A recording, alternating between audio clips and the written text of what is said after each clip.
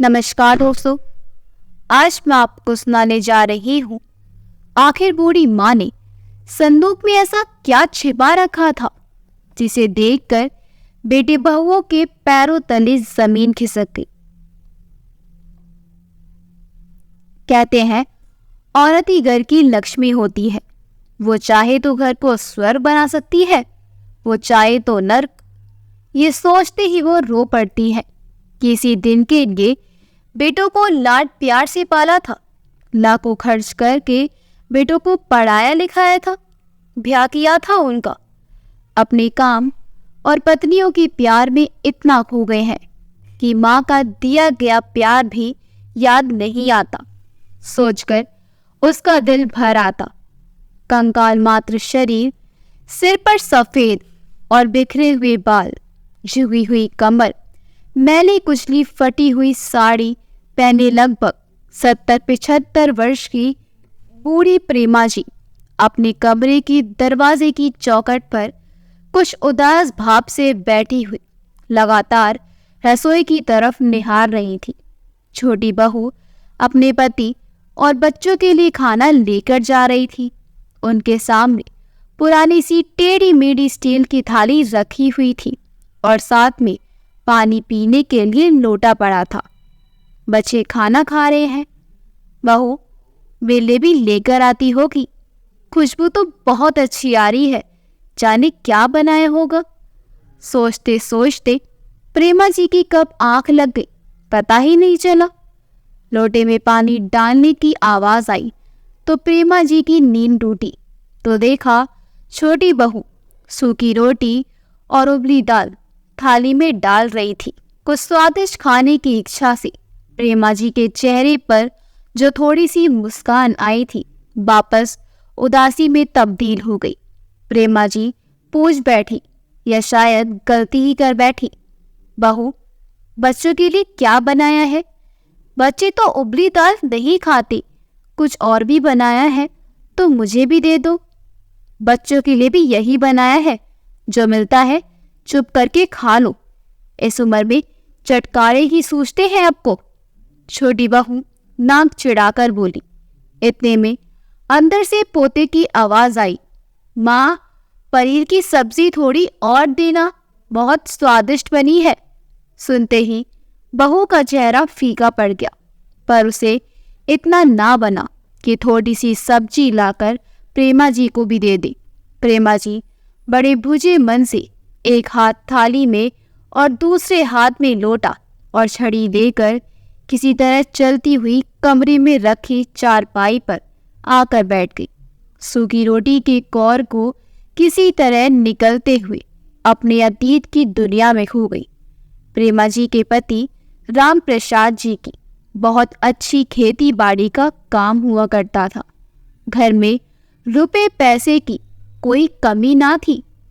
प्रेमा जी याद करने लगी, जब बड़ा बेटा मोहित पैदा हुआ था तो राम प्रसाद जी ने पूरे कस्बे में लड्डू बंटवाए थे और दूसरे बेटे रोहित के पैदा होने पर तो बहुत बढ़िया दावत का इंतजाम किया गया था। लेकिन जब बेटी दिशा पैदा हुई तो किसी को कुछ खास खुशी नहीं हुई थी। सब लोग यही सोचते कि तीसरा भी बेटा होता तो ज़्यादा अच्छा था। आखिर बेटे जितने भी हो कम ही लगते हैं। बेटों को बड़ा होते देख राम प्रसाद जी ने उनके लिए कारोबार शुरू करने की सोची। अपनी खेती बाड़ी ही बहुत बढ़िया चल रही है तो कारोबार शुरू करने की क्या जरूरत है, कहते हुए जब प्रेमा जी ने ऐतराज जताया तो राम प्रसाद जी कहने लगे, बच्चों के भविष्य के बारे में आज कुछ सोचेंगे तो कल कुछ बन पाएगा। और फिर आजकल के बच्चे खेती बाड़ी में ज़्यादा रुचि नहीं रखते, कारोबार खुशी से संभाल लेंगे। देखते ही देखते उनका कारोबार खूब चलने लगा और अच्छी कमाई होने लगी। तीनों बच्चों को उन्होंने अच्छे स्कूल में पढ़ाया और उच्च शिक्षा के लिए शहर में भी भेजा। पढ़ाई पूरी करने के बाद दोनों बेटे पिता का साथ देने कारोबार में आ गए। बेटी की पढ़ाई पूरी होने पर समय रहते ही उसका विवाह एक संपन्न परिवार में कर दिया गया और उसके कुछ समय बाद राम प्रसाद जी की दूर की रिश्तेदारी में ही एक लड़की से बड़े बेटे मोहित का भी रिश्ता तय कर दिया। छोटा बेटा रोहित अपने साथ ही पढ़ने वाली एक लड़की से विवाह करना चाहता था, परंतु कुछ ऐतराज के बाद उसे भी मंजूरी दे दी गई। दोनों ही बेटे बहुत आज्ञाकारी थे और बहुएं भी अपने सास ससुर के काम को सर आंखों पर रखती थी। भरा पूरा परिवार सुख से रह रहा था। प्रेमा जी और राम प्रसाद जी अपनी जिंदगी से पूर्णतया संतुष्ट थे, लेकिन कहते हैं ना, कभी कभी खुशियों को अपनी ही नजर लग जाती है। कुछ समय बाद ही कारोबार में घाटा होना शुरू हो गया। राम प्रसाद जी को समझ नहीं आ रहा था कि गलती कहाँ पर हुई। जांच पड़ताल करने के बाद पता चला कि दोनों ही बेटे उनसे छुपकर कारोबार में से अपनी मर्जी का पैसा निकाल रहे थे।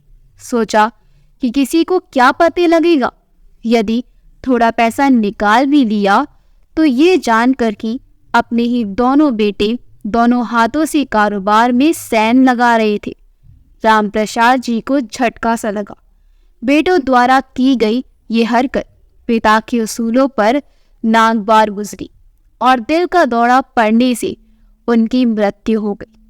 प्रेमा जी इतने बड़े दुख को झेल ना पाई और सदमे में चली गई।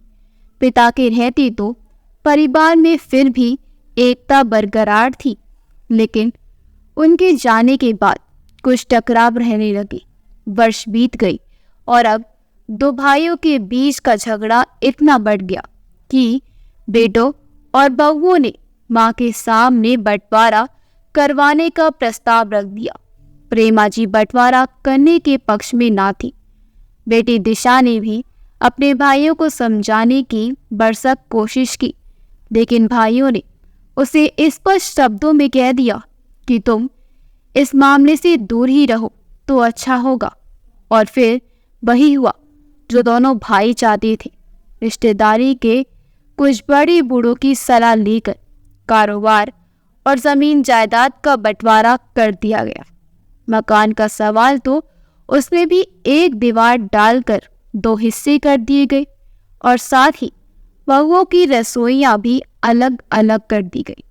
मकान के तो दो टुकड़े हुए थे, लेकिन प्रेमा जी के दिल के कितने टुकड़े हुए गिन पाना भी मुश्किल था। दोनों भाइयों में संपत्ति का बंटवारा सहमति के साथ हो गया, लेकिन प्रेमा जी ने बड़ी बहू के साथ रहना स्वीकार किया।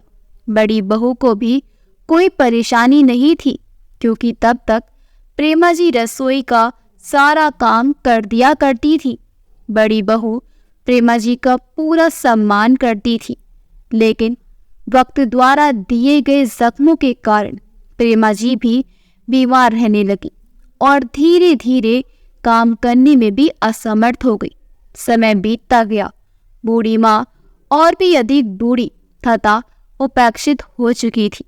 पहले जो पोता बहू प्रेमा जी के चारों ओर मंडराती थी, अब उन्हें भी प्रेमा जी से कोई मतलब ना होता था। अब बड़ी बहू को भी प्रेमा जी को अपने साथ रखना अखरने लगा था। अब प्रेमा जी को लेकर बड़ी समस्या खड़ी हो गई कि माँ का बंटवारा कैसे किया जाए। इसका कोई समाधान नहीं मिल रहा था। दोनों बेटों में से कोई भी अपने साथ प्रेमा जी को रखने के लिए तैयार नहीं था। वक्त द्वारा घाव दिए जाने शायद अभी बाकी थे, क्योंकि कोई भी बहू प्रेमा जी के खाने की जिम्मेदारी नहीं लेना चाहती थी। 2 वक्त की रोटी देने के लिए बेटे बहू की बहस प्रेमा जी के दिल को चीर रही थी। ये वक्त की निश्चितता ही थी कि जिस माँ ने उन्हें 9 महीने कोख में रखा, पाल पोस कर बड़ा किया, खुद की नींद हराम करके अपने बच्चों को चैन की नींद सुलाया, उनकी हर छोटी बड़ी ख्वाहिशों को पूरा किया, आज वही बच्चे अपनी माँ को अपने पास रखने के लिए भी तैयार नहीं थे। काफी सोच विचार कर दोनों भाइयों ने एक फैसला ले लिया, जिससे उनकी समस्या का समाधान तो हो गया, लेकिन माँ की ममता तार तार हो गई। तय किया कि 1 महीना माँ बड़े बेटे के पास रहेगी और 1 महीना छोटे बेटा अपने घर में ले जाएगा, और माँ जिसके पास रहेगी वही प्रेमा जी की पेंशन का भी हकदार होगा। प्रेमा जी का खर्चा और दवाइयों का खर्चा भी उसी पेंशन से किया जाएगा। 1 तारीख होने पर प्रेमा जी के छोटे बेटे बहू के हिस्से में पहुंचा दिया जाता। छोटी बहू ने एक स्टोर रूम खाली करवाकर प्रेमा जी को रखने का इंतजाम कर दिया, जहां एक छोटी सी खाट, पुराना बिस्तर, एक थाली को लोटा देकर प्रेमा जी को बैठा दिया गया। बेचारी बूढ़ी प्रेमा जी अपनी उपेक्षा को मन में समेटकर थाली और लोटा लेकर कमरे के दरवाजे की चौखट पर बैठी रहती और इंतजार करती कि कब खाना मिले और कब पेट की भूख को शांत कर सके। बूढ़ी आंखें दरवाजे की तरफ देख ही रही थी कि सामने किसी को आते देख अचानक चमक उठी। देखा तो बेटी दिशा प्रेमा जी से मिलने आई थी, लेकिन अपनी माँ की ये हालत देख बेटी चैन ना पाती थी। कितनी बार कहती थी कि माँ चलो, तुम्हें अपने घर ले चलती हूँ, वहाँ तुम ठाट से रहना, लेकिन प्रेमा जी अपने उसूलों का वास्ता देकर उसके साथ जाने से इनकार कर देती थी। एक दिन अपने कमरे की चौखट पर बैठे बैठे प्रेमा जी अपना चश्मा उतारकर देखने लगी। सोचने कितनी बार बड़े बेटे को कहा था चश्मा ठीक करा देने के लिए, पर बड़ी बहू तमतमाती हुई कहती है कि छोटे बेटे के घर जाओगी तो वहाँ अल्पना अपने चश्मे का राग, तुम्हारी पेंशन के सारे पैसे दवाइयों पर लग चुके हैं। आज छोटा बेटा रोहित जब तैयार होकर कमरे से बाहर निकल रहा था तो प्रेमा जी ने आवाज लगाई, बेटा ये मेरा चश्मा टूट गया है, कुछ नजर नहीं आता, आज ऑफिस से आते वक्त इसे ठीक करा लाना। कांपती आवाज से प्रेमा जी बोली, अरे माँ, कम से कम ऑफिस जाते वक्त तो मत टोका करो, इस उम्र में चश्मे की क्या जरूरत है, कोई कागजी काम तो करती ना हो तुम।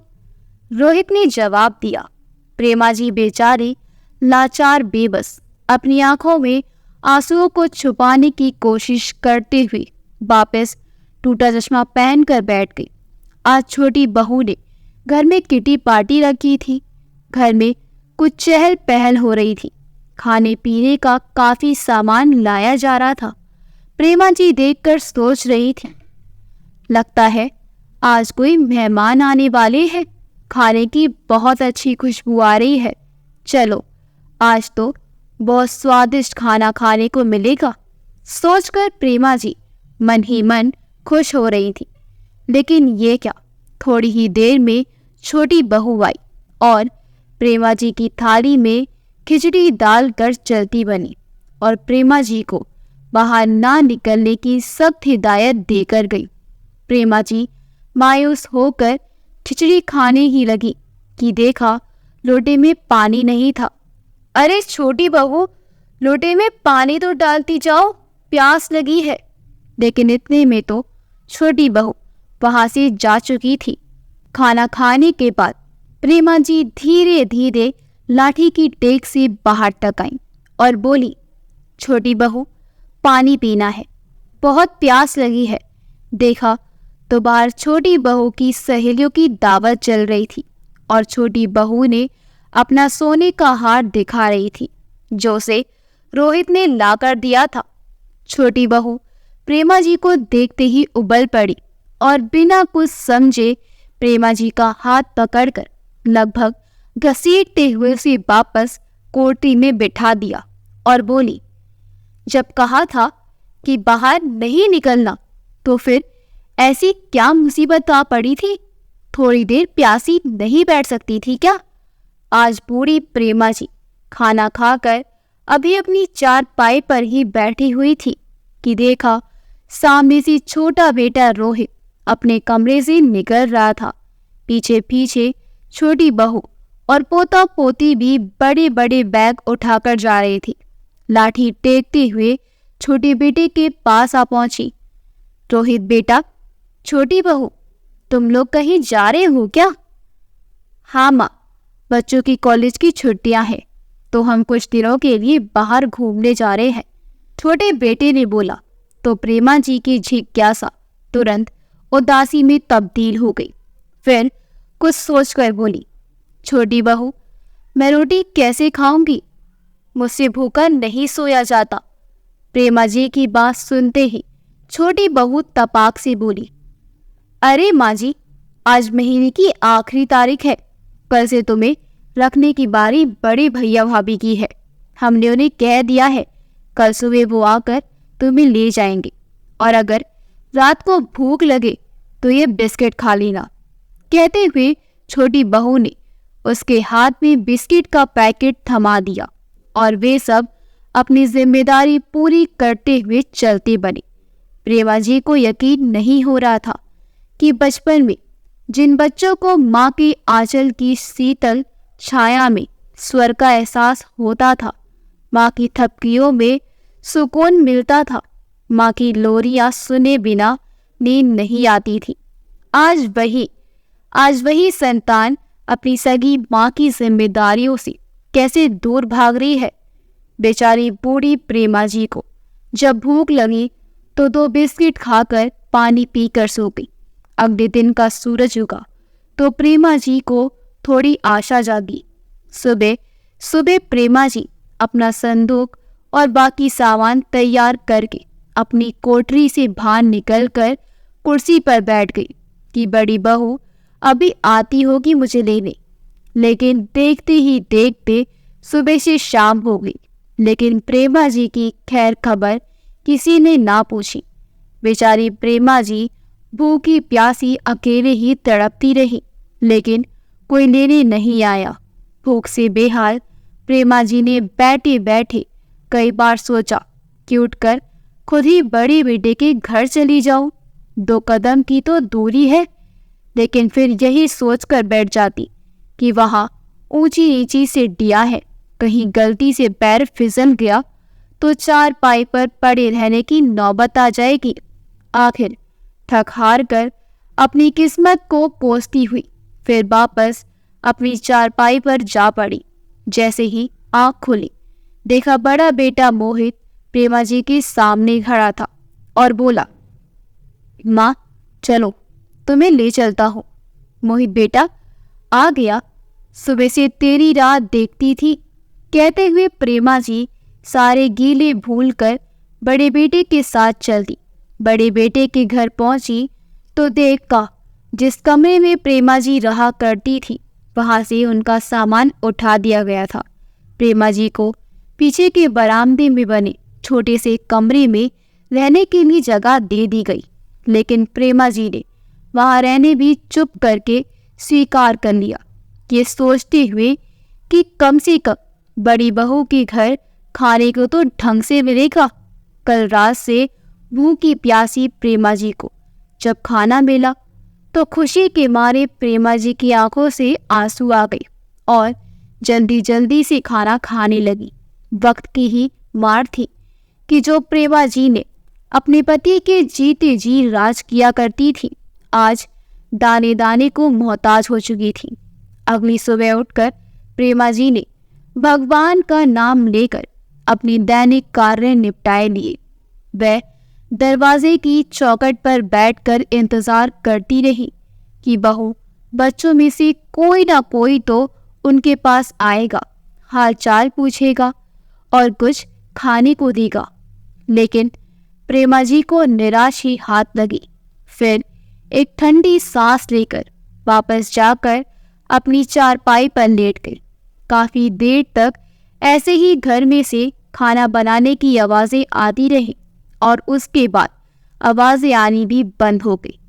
चाय पीने को बेताब प्रेमा जी इंतजार कर कर के जब थक गई तो सोचा खुद ही उठकर बहू से चाय लेकर आती हूँ।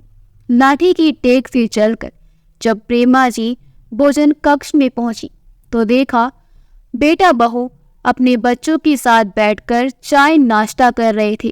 प्रेमा जी को देखते ही वहां सन्नाटा सा छा गया। अगले ही पल बहू उबलते हुए बोली, बुढ़ापे में इतना चटोरापन कहाँ लेकर जाओगी माँ जी?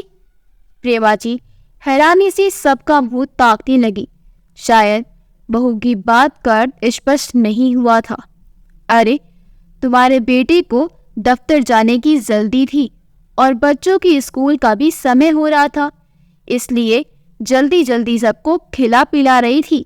मैं तुम्हें भी जल्दी ही चाय देने आती हूँ, जाकर अपने कमरे में बैठ जाओ।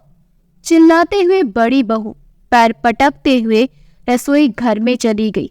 प्रेमा जी मन मसोस कर वापस अपने कमरे में आकर चौखट पर बैठ गई। सोचने लगी कि यही बड़ी बहू थी जो बच्चों के पैदा होने पर मिश्री खुले शब्दों से इतना लाड़ लड़ाती थी कि सगी बेटी भी क्या दिखाएगी। एक तरफ तो प्रेमा जी बच्ची और बहू की देखभाल करती थी और दूसरी तरफ पूरा घर संभाल लिया करती। आज भी वही बहू है और वही प्रेमा जी है। परिवर्तन आया है तो केवल परिस्थितियों में। प्रेमा जी बूढ़ी हो गई तो दूध में गिरी मक्खी हो गई, जिसे सबने निकाल कर फेंक दिया। कहते हुए प्रेमा जी की आंखें भर आई। प्रेमा जी दिन भर इंतजार करती रही, लेकिन उनके कमरे में अपने आप कोई नहीं आता था। उम्र के इस पड़ाव पर माँ बिल्कुल अकेली हो गई थी। हाँ, कभी कभी बेटी आ जाती थी तो प्रेमा जी का हालचाल पूछकर चली जाती थी, क्योंकि उसे भी कोई चाय पानी तक नहीं पूछता था। और जहाँ इज्जत नहीं, वहाँ वो भला कितनी देर रुक सकती थी। एक दिन प्रेमा जी के कमरे की सफाई करवाते हुए बड़ी बहू की नज़र अचानक प्रेमा जी के संदूक के ऊपर गई, जिस पर हमेशा ताला लगा रहता था। बड़ी बहू को थोड़ा संदेह हुआ कि बुढ़िया ने अपनी बेटे के लिए संदूक में कुछ गहने या पैसे छुपाकर रखे होंगे, इसलिए अपने संदूक के पास किसी को भटकने भी नहीं देती। जिस घर में रहे अपना संदूक साथ लेकर जाती है। क्यों माँ जी, सारी जायदाद का तो बंटवारा कर दिया है, इस संदूक में जो खजाना है उसे क्या ऊपर लेकर जाओगी अपने साथ? बड़ी बहू ने चतुराई से बात करते हुए प्रेमा जी के संदेह कर आज जानना चाहा तो प्रेमा जी ठिठक गई। नहीं बहू, इसमें तो कुछ भी नहीं है, इसे हाथ मत लगाना। कहते हुए प्रेमा जी संदूक के पास आकर बैठ गई। प्रेमा जी के इस तरह से बात करते ही बड़ी बहू का शक और गहरा हो गया। जरूर इसमें कोई ना कोई कीमती चीज छुपा रखी है इस बुढ़िया ने, जो हमें दिखाना नहीं चाहती। मन ही मन बड़बड़ाते हुए बड़ी बहू प्रेमा जी के कमरे से बाहर आ गई, लेकिन संदूक खुलवाने के इरादे से बड़ी बहू ने अपने पति से कहकर अपने देवर देवरानी और अपनी ननद दिशा को भी बुलवा भेज दिया। शाम तक सब इकट्ठे हो गए और प्रेमा जी के कमरे में पहुंच गए। प्रेमा जी ये सब देखकर हैरान थी कि आज तक उसके कमरे में किसी ने कदम तक नहीं रखा था, और आज अचानक ऐसा क्या हो गया कि सब इकट्ठे होकर उसके पास आ खड़े हुए। अभी वह इतना भी बीमार नहीं हुई थी कि प्राण ही त्यागने वाली हो। अभी प्रेमा जी हैरानी से सोच विचार कर ही रही थी कि बड़ी बेटी ने माँ जी विचार श्रृंखला को भंग करते हुए कहा, माँ आज तुम्हारा संदूक खोलना है, हमें भी तो जाने आखिर इसमें है क्या। संदूक का नाम सुनकर प्रेमा जी कुछ हैरान हो गई और सकपकाते हुए बोली, नहीं, मैं इसे नहीं खोलने दूंगी। तुम नहीं देख सकते कि इसमें क्या है? जरूर खोल कर दिखाओ तो माँ। ये सब लोग कह रहे हैं कि तुमने मेरे लिए इसमें गहने और पैसे छुपा कर रखे हैं। साबित कर दो कि ये सब झूठ बोल रही है। कहते कहते बेटी दिशा फूट फूट कर रो पड़ी। अपनी बेटी की ऐसी हालत देखकर प्रेमा जी ने और जिद नहीं की। अपनी चारपाई से उठकर संदूक का ताला खोलने लगी। देखना चाहते हो मेरे संदूक में क्या है? तो लो देखो। कहते हुए प्रेमा जी ने संदूक का ढक्कन जैसे ही उठाया तो चारों बहू बेटे अवाक रह गए। उनकी ऐसी दशा हो गई मानो सांप सूंघ गया हो। रोटियां? माँ, तुमने ये रोटियां संदूक में रखी हैं? बड़ा बेटा आश्चर्यचकित होकर बोला। हाँ बेटा, इसलिए संदूक मुझे जान से भी प्यारा है। कहते हुए माँ का गला भर आया। लेकिन माँ, ये तो केवल सूखी रोटियां हैं, उन्हें खजाने की तरह संदूक में क्यों छुपा रखा हुआ है? दिशा ने पूछा। बेटी, हर सप्ताह रविवार के दिन ये सारे बाहर चले जाते हैं, घर में रोटी नहीं बनती। उस दिन के लिए मैं इन रोटियों को बचा कर रखती हूँ। कहते कहते प्रेमा जी की आवाज भारी हो गई, आंखें आंसुओं से सराबोर हो गई। अपनी माँ की ये हालत देखकर दिशा हक्की बक्की सी रह गई। फिर अपने दुख और पीड़ा पर नियंत्रण करते हुए उसने जैसे तैसे खुद को संभाला और फिर एक रोटी को हाथ में लेते हुए माँ से पूछने लगी। लेकिन माँ, ये रोटियां तो सूखी हैं, तुम इन्हें खा कैसे पाती हो? बेटी, ये मजबूरी सब कुछ करवा देती है।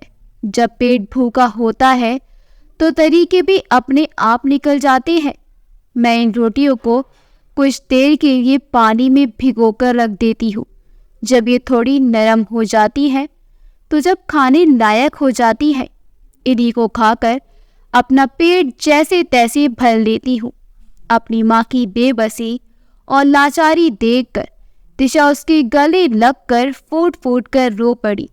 पास में खड़े बेटी और बहुएं ये दृश्य देखकर जमीन में गड़े जा रहे थे। मोहित और रोहित दोनों बेटे मम्मा की ये हालत देखकर प्रेमा जी के पैरों में गिरकर माफी मांगने लगी तो दोनों बहुओं को भी अपनी गलती का एहसास हुआ। तो अब दोनों बेटों ने यह तय किया कि माँ जिस घर में रहना चाहे वहां रहेंगी और माँ जी के लिए कोई अलग से कोठरी नहीं दी जाएगी। अब माँ हमारे साथ हमारे बीच में रहेंगी। अब प्रेमा जी अपनी बेटी बहुओं के साथ खुशी से रहने लगी। अगर आपको हमारी कहानी अच्छी लगी हो तो हमारी वीडियो को लाइक करें, शेयर करें और हमारे चैनल योगी वॉइस को सब्सक्राइब कर दें। मिलते हैं अगली वीडियो में। आपका बहुत बहुत धन्यवाद।